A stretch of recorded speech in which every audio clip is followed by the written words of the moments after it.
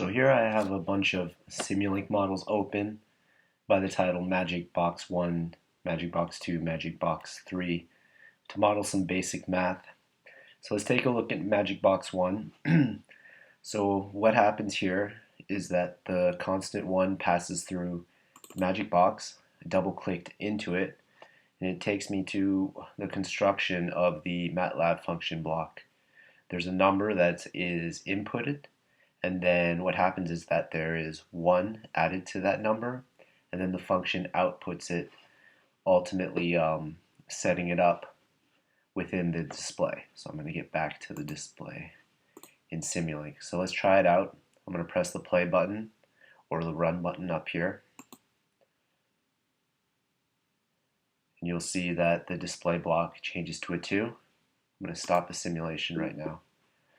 And that's how it works. Magic Box 1. So this is Magic Box number 2. We have the same function that we used previously, which adds 1 to a number. The difference here is that I have a signal routing block, the manual switch, that can be found up here if you select the Simulink library browser, and you're going to want to find that in the signal routing tab. And you can see down here I have a manual switch, and that's the same thing that's within my pre-made model, Magic Box 2. So I'm going to close it out, and the question is, what does this do? Well, you'll see that there are now 2 constants listed, a 1 and a 5.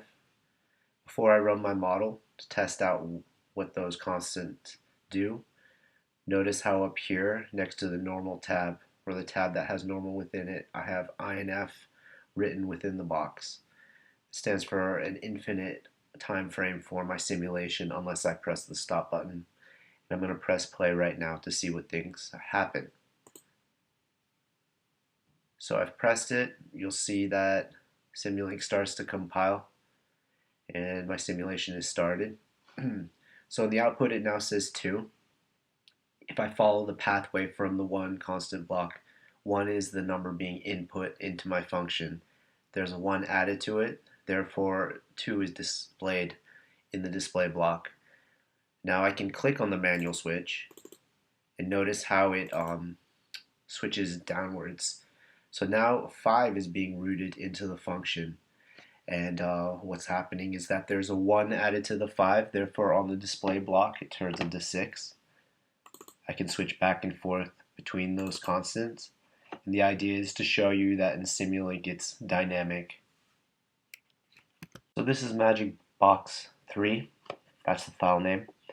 Now here we have the same function as used previously, the difference here being that instead of the manual switch in its place we have just a normal switch block.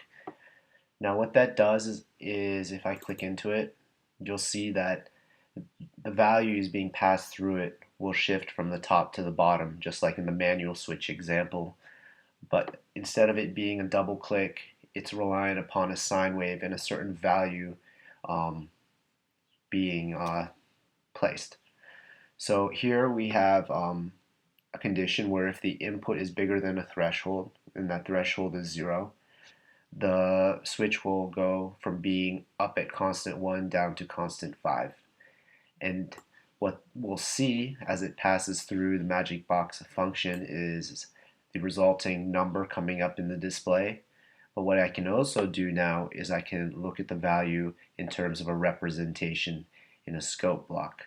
So let's go ahead and let's run this model and see what happens. Notice once again it's INF is the time frame. I'm going to press play or run. Now you'll see right away that the display is changing between 6 and 2, and in order to understand that you can look at the scope block above the display by double clicking into it. Here it comes. You can see that the sine wave is oscillating up and down, and if you look at the top of each oscillation it's a 2, but it can also extend down into negative.